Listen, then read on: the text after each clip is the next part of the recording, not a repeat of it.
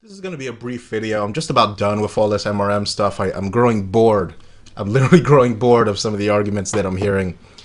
And, I think I'm just going to respond to Peter Wright's comment on one of my videos.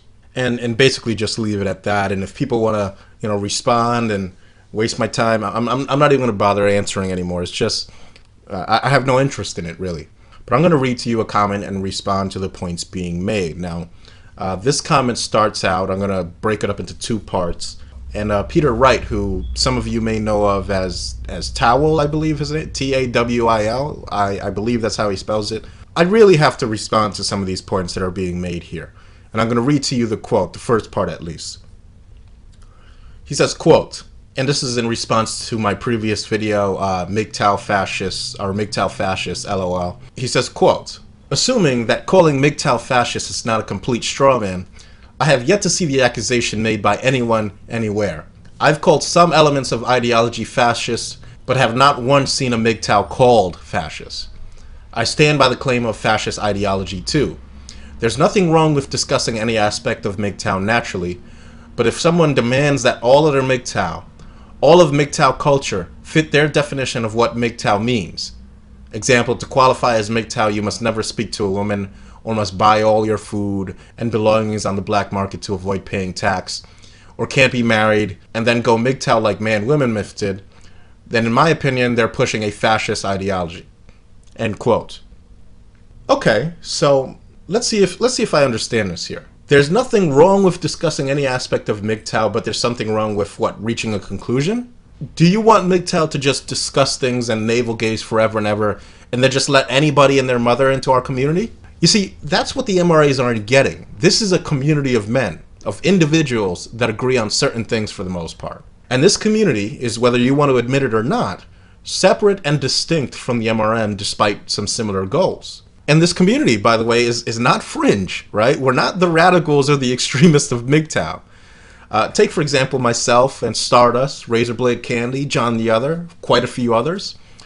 We have a subscriber base. This isn't bragging because this isn't just including me, right? This is the entire MGTOW community. We have a subscriber base that is measured, what, in the tens of thousands? That's just 4 of us. And there's much more. And no, we're not leaders. What MRAs are learning right now, in fact, is that MGTOW can't be led. It can't be told to play nice, and it can't be told to tone down. It makes things worse. We get louder, right? You're calling us radicals and social justice warriors and fascists. Okay, now we're going to get louder. And frankly, I don't understand how MRAs are going around saying that they are going to clear the way of us angry and radical MGTOW and improve on it. Go ahead, try. They're going to remove the angry and bitter MGTOWs, right? While telling us that we can't define MGTOW. But you guys can say MGTOW is too radical, right? Let's get rid of him.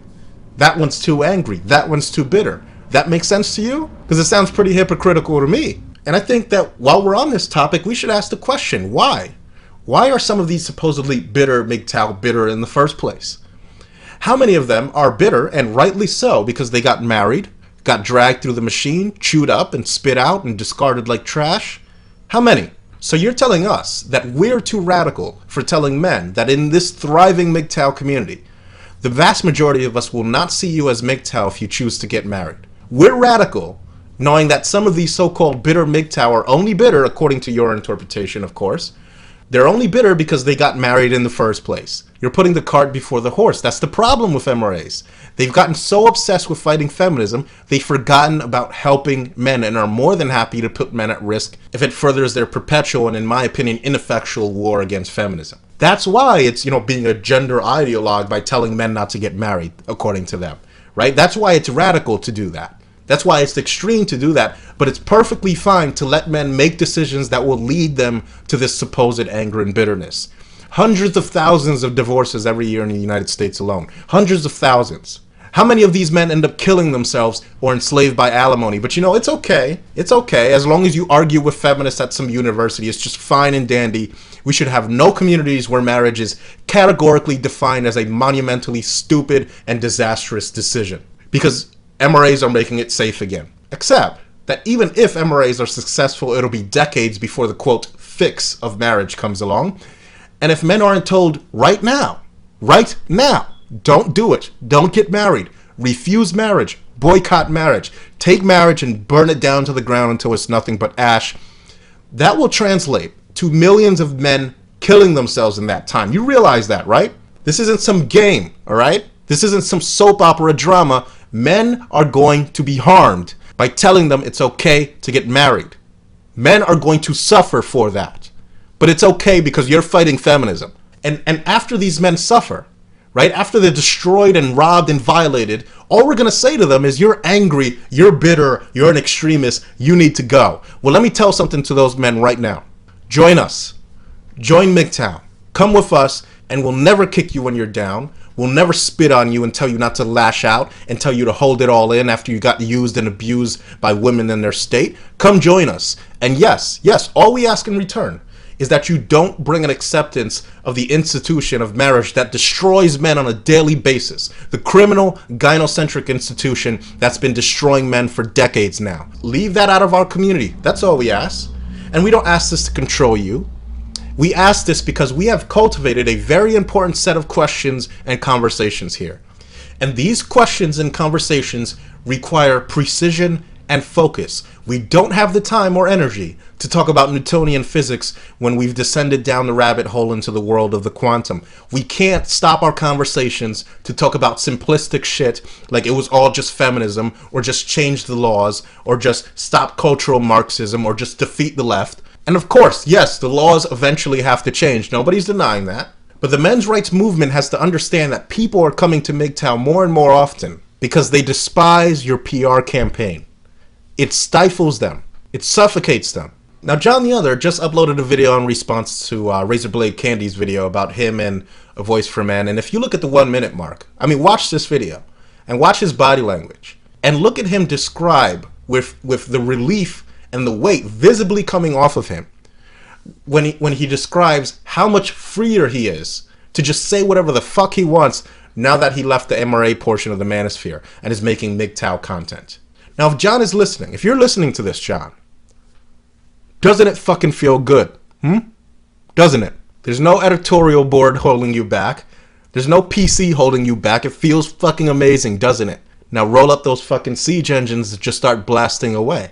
Now the comment continues and says, quote, "This is all part of a bigger problem. The turf war or lane war, where some mgtow are desperate to surgically remove the mgtow philosophy from the suite of concerns the MHRM has always been concerned with. The MRM has always had individuals advocating for male self-determination and always will. The separatist bullshit will never succeed.